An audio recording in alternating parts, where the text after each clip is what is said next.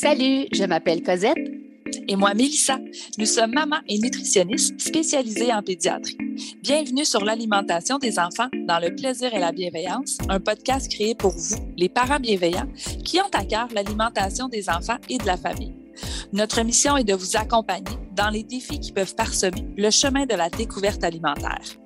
Seul ou en compagnie d'invités, nous partagerons trucs et conseils pratiques à déguster tout en étant sur la route, en train de plier une brassée ou en relaxant avec un bon café réchauffé.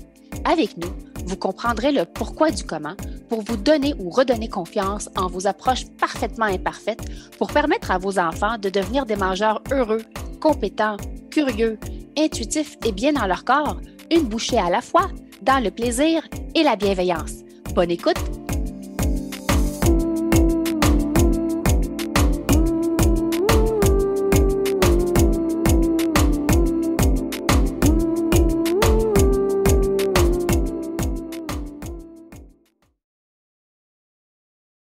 Salut le parent bienveillant et bienvenue au podcast L'alimentation des enfants dans le plaisir et la bienveillance.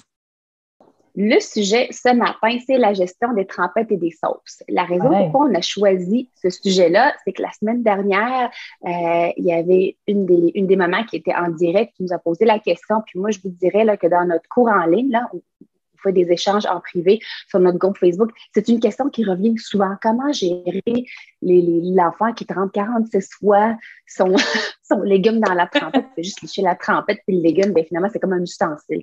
Comment gérer ça avec les enfants? Donc, on s'est dit, bien, pourquoi pas en parler? Là, juste pour clarifier, ce n'est pas un live sur comment choisir la trempette. Okay? Comment la gestion de la trempette, de la sauce, du condiment, choisissez. C'est vraiment tout ce qui est petite sauce à côté qu'on peut servir aux enfants. Puis sachez que c'est très fréquent que les enfants trempent plusieurs fois l'aliment qu'on aimerait qu'ils mangent dans la sauce avant de consommer l'aliment. Donc, ça peut être une façon de soit ils apprécient la sauce ou des fois, c'est juste pour ramollir l'aliment qui sert en fait comme ustensile pour eux. Donc, il y a différentes raisons pourquoi ils font ça, les enfants. Puis plus on insiste, plus on les empêche de le faire, puis plus ça devient, en fait, c'est comme un conflit entre vous et eux. C'est même pas en raison de parce qu'ils veulent manger la trempette, c'est parce qu'ils viennent des fois chercher la réaction que ça provoque chez nous. Donc, plus on insiste, plus, règle générale, ils vont continuer de faire ce comportement-là. Alors, première des choses, je vais quand même vous ramener sur le partage de responsabilité que le choix de la sauce, le choix du condiment, le choix de la trempette vous revient à vous. Vous restez quand même responsable du quoi. Donc, c'est vous qui décidez si vous l'achetez, c'est vous qui décidez si je le mets sur la table et combien de fois par semaine ou par jour je vais mettre une trempette ou une sauce ou un condiment sur ma table. Donc, ça devient toujours ultimement votre décision.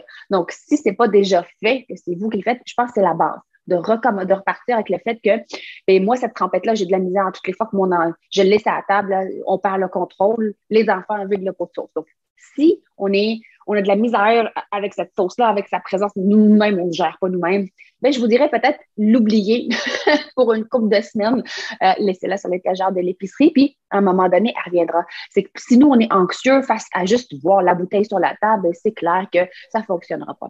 Faites rentrer les sauces, les trempettes avec lesquelles vous êtes à l'aise et vous pouvez les faire maison si vous voulez. Si c'est un goût que vous appréciez, il n'y a pas de souci. Moi, des fois, il y a des trempettes, il y a des sauces qui valent la peine que je fasse. Puis il y en a d'autres, comme exemple, je sais pas, moi, du ketchup, je le fais pas, ketchup maison. Puis il y en a qui vont le faire. Puis c'est correct aussi. C'est vraiment, il n'y a pas de jugement. Vous faites ce que vous voulez. Ça rentre dans vos valeurs, dans votre temps à la maison aussi. Donc, moi, ma sauce barbecue, je la fais parce que c'est une sauce que mon coco apprécie beaucoup, beaucoup. Fait que très souvent, je vais l'utiliser comme un petit pont pour introduire d'autres aliments. Alors oui, parfois, ça vaut la peine de faire des sauces maison. Il y en a certaines qu'on peut congeler dans des bacs à glaçons. Tu sais, les bacs à glaçons sont d'environ 2 ou 3 cuillerées à soupe. Puis lorsque c'est prévu au repas, on en dégèle quelques-unes, puis c'est juste ça qu'il y a. C'est une autre façon, quand je faisais mon régime d'éviction, je ne pouvais pas prendre toutes les trempettes, toutes les sauces. Alors, c'est ce que je faisais. Je faisais des trempettes, des sauces maison. Je les congelais, puis genre dans mes cubes à glaçons. Là.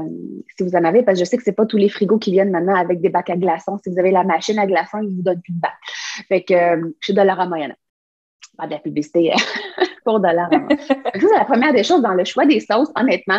Choisissez la sauce que les enfants apprécient, que vous appréciez. Puis si vous voulez les faire maison, allez-y, c'est pas les recettes comme comme pour tout le reste de l'alimentation des enfants, miser sur la variété, justement, au niveau des sauces. Là, il n'y en a pas une qui va nécessairement être meilleure ou une autre qui est moins bonne. Essayez, si vous voyez que la sauce semble être un ingrédient à la table qui vient favoriser la découverte de votre enfant, ben vous pouvez miser, l'utiliser, mais justement, là, essayez des nouvelles trempettes, puis essayez des nouvelles sauces là, au travers de ça, mais misez sur la variété, là, comme on disait, essayez pas nécessairement de juste offrir celle qui serait meilleure pour la santé, entre gros guillemets. Oui. Si on parle stratégie pratico-pratique, c'est le but de nos lives, c'est de vous donner des stratégies pratico-pratiques pour gérer tout ce qui est sauce, trempettes et condiments. Première des choses, commencez par petites portions. Donc, vous n'êtes pas obligé de mettre le pot sur la table. Moi, mes enfants, vous le voyez dans mes repas au centre de la table, ils sont rendus vieux, ils ont compris que je mets le pot, mais c'est rare qu'ils vont venir me faire un espèce de gros volcan ou j'appelle ça un caca en spirale de sauce dans leur assiette. Mais moi aussi, ils sont plus vieilles, puis c'est tout nouveau que je mets les pots directement sur la table parce qu'encore longtemps, je prenais des petits ramequins et j'en préportionnais pour la simple... C'était même pas juste une raison qu'ils mangeaient à la cuillère, c'est parce que sinon, on gaspillait un coup que c'est là, la nourriture a été trempée dedans, je peux pas la remettre.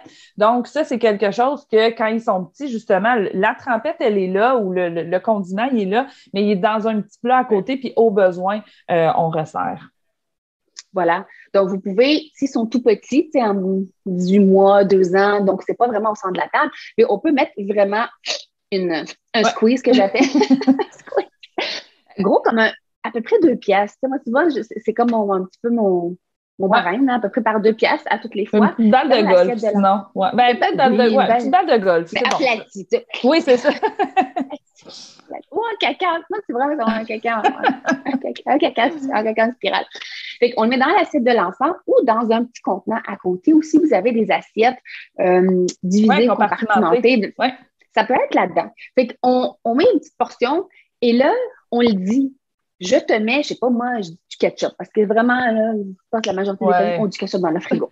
Mais je te mets du ketchup et c'est pour tremper ta croquette. Ou c'est pour tremper. Donc, il faut juste le dire parce que souvent, les enfants, ceux qui se mettent à manger ça à la cuillère, parce qu'ils ne savent pas quoi faire avec. Ou personne ne leur a dit. Tu sais, ils vous voient faire, mais dites-le également. Fait que j'en mets une petite quantité, puis je dis, je t'ai mis une telle sauce pour tremper, je sais pas, moi, ton concombre, ta carotte, whatever. Peu importe c'est quoi l'aliment que vous aimeriez qu'il trempe. Mais, attendez-vous, est-ce que votre enfant ne trempe pas nécessairement l'aliment que vous voulez qu'il trempe dedans? Fait que lui, ça se peut que son saumon trempe dans le ketchup.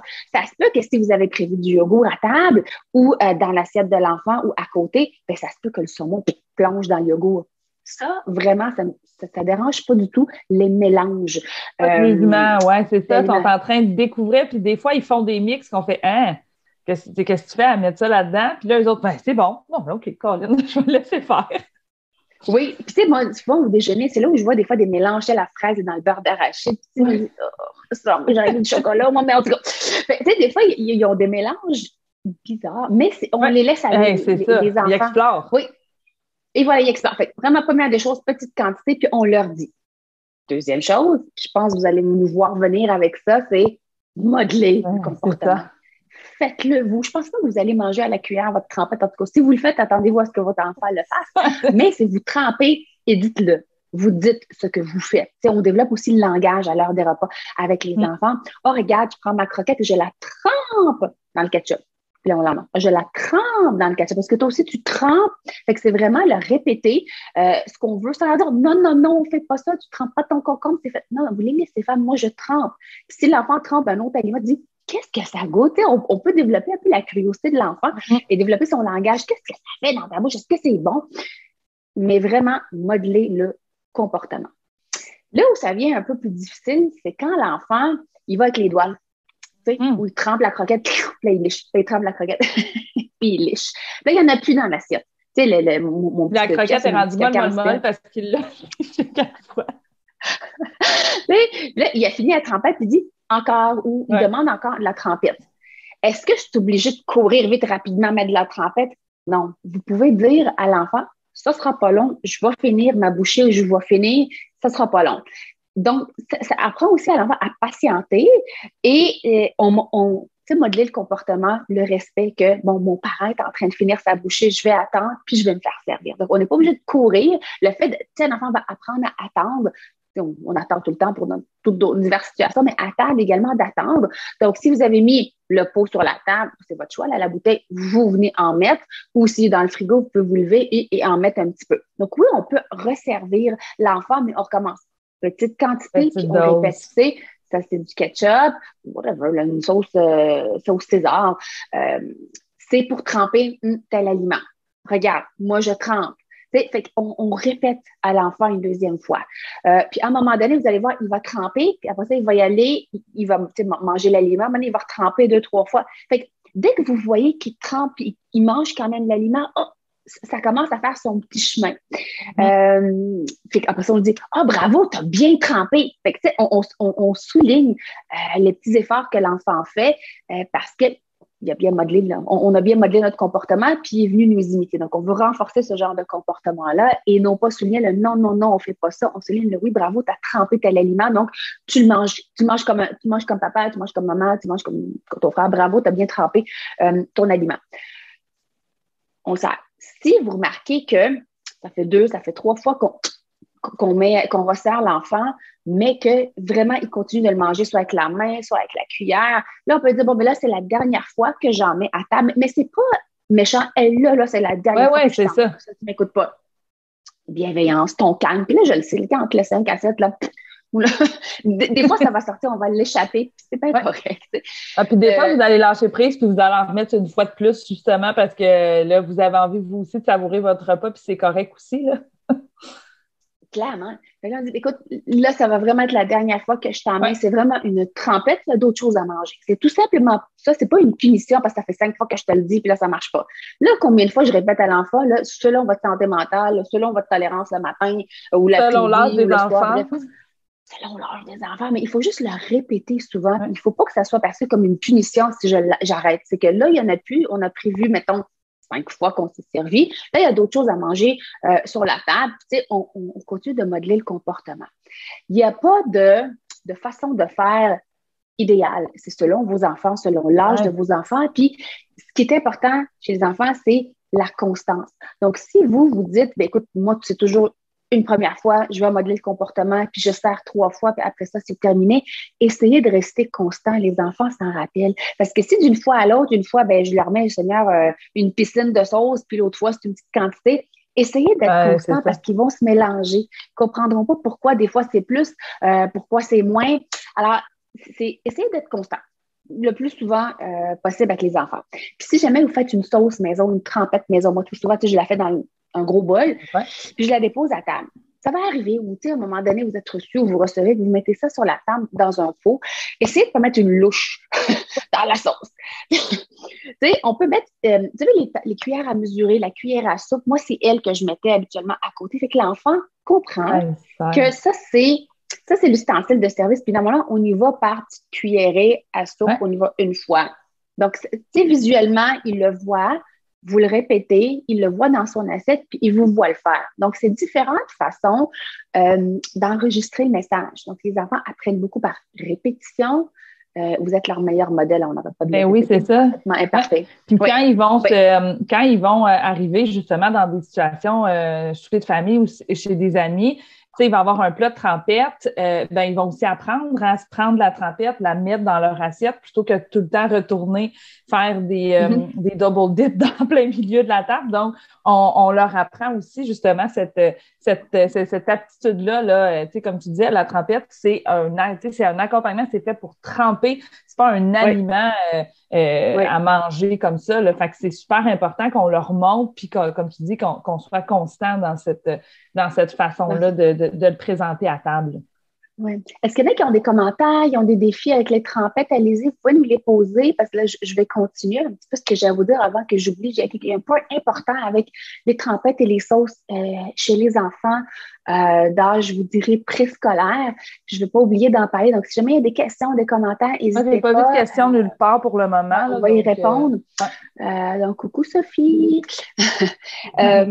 Donc, on en a déjà parlé dans plusieurs épisodes, autant dans le podcast que dans les lives. La mastication se développe chez les enfants jusqu'à l'âge de 4 et même parfois jusqu'à l'âge de 6 ans.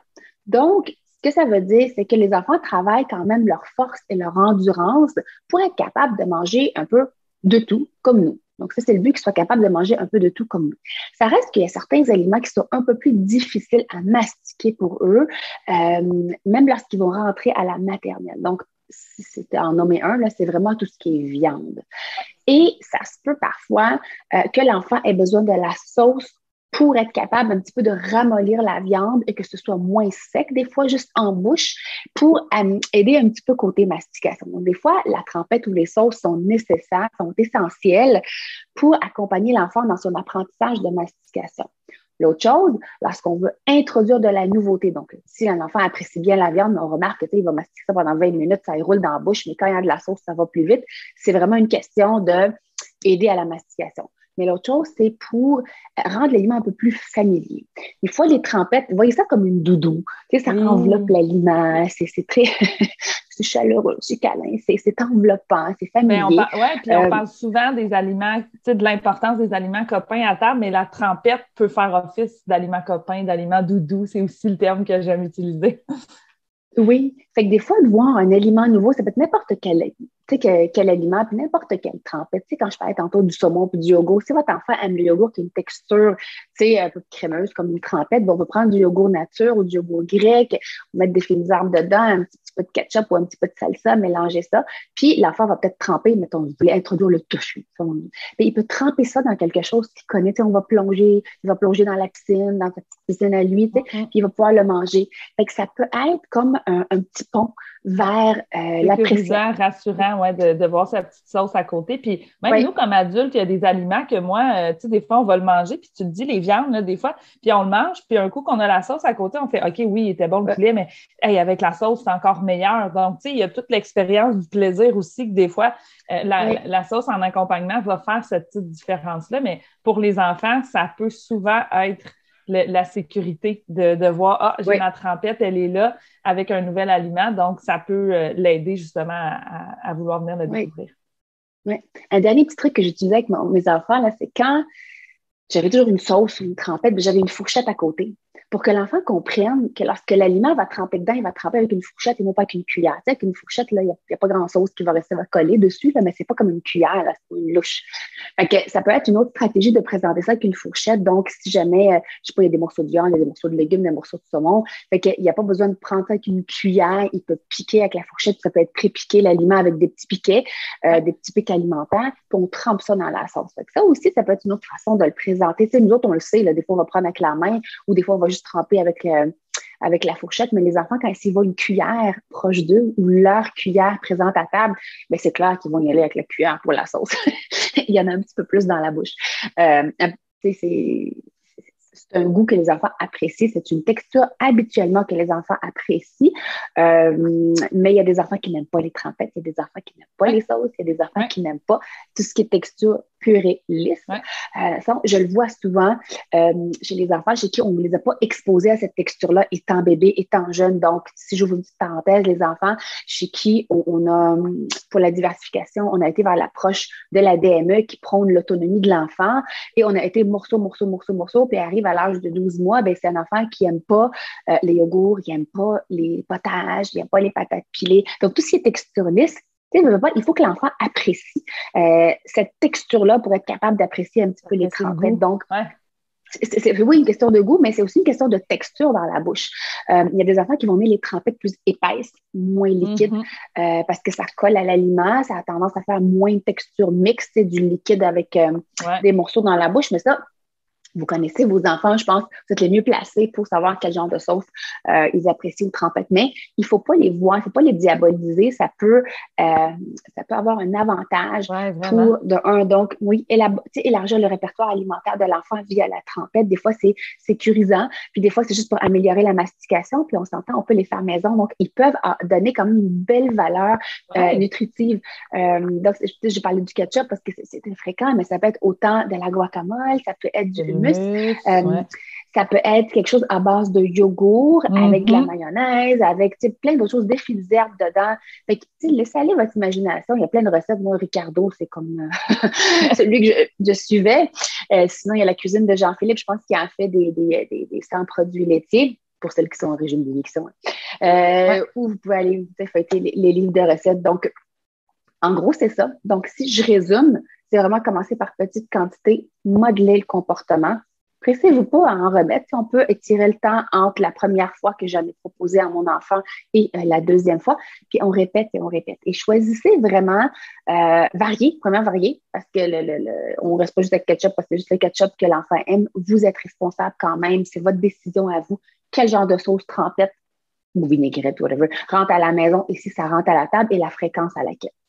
Ne pas les voir comme mauvais aliments. Il n'y a pas de mauvais aliments. Ils peuvent être vraiment intéressants pour faire un pont entre la nouveauté ou les aliments un petit peu plus difficiles à mastiquer chez les enfants. Oui, puis tu l'as bien dit, hein, on utilise le partage des responsabilités, puis la trempette, c'est nous qui décidons justement du quand on l'offre, puis le combien d'une certaine façon aussi, comme tu disais, d'être constant, puis justement de décider, ben écoute, quand il y a de la trempette, c'est dans ce petit plat-là, j'en remets 3 fois et c'est toujours la même chose, peu importe la trempette. L'enfant apprend de ça aussi, il apprend que c'est en accompagnement, mais à un moment donné, il apprend à gérer aussi quand on fait, ben là, il n'y en a plus pour ce soir, tu sais, puis on l'avertit. Ben ça, tranquillement aussi, ça fait les premières fois, des fois, on a des petites crises, puis on a des petites revendications, mais ils s'habituent quand même assez rapidement et ils apprennent que c'est un aliment qui est là pour tremper et non pas ça à quoi je vais me nourrir, parce que, tu sais, justement, des fois, mais là, il me redemande du ketchup, ça fait 8 fois, mais c'est à vous, justement, là, de dire, ben OK, moi, à combien de fois je me sens à l'aise, là, puis à combien de fois je vois aussi que ça vient favoriser sa découverte alimentaire. Il ne fait pas juste manger le ketchup, mais il faut que je lui montre. Donc, c'est là qu'on se fait confiance là-dedans aussi comme parents. De la fréquence à laquelle on l'offre, mais aussi de cette constance-là, de comment on va l'offrir là, quand il est sur la table, quand elle est sur la table. Alors, j'espère que tu as aimé cet épisode et si c'est le cas, abonne-toi à notre podcast. Et si le cœur t'en dit, tu peux nous laisser une note ou un commentaire écrit car c'est comme ça qu'on peut faire connaître ce podcast à d'autres parents, futurs parents, des gens qui gravitent autour de la parentalité en général. Tu peux aussi nous écrire en tout temps. Si tu as des sujets ou des inquiétudes en lien avec l'alimentation de ton ou de tes enfants, ce podcast, on l'a créé pour toi et on souhaite du plus profond de notre cœur de maman et de nutritionniste qu'il puisse répondre à tes besoins maintenant. Merci tellement d'être là. On a déjà hâte au prochain épisode pour continuer de connecter avec toi et de jaser alimentation des enfants dans le plaisir et la bienveillance. Bye bye et à la prochaine. Bye Mel. Bye Coco.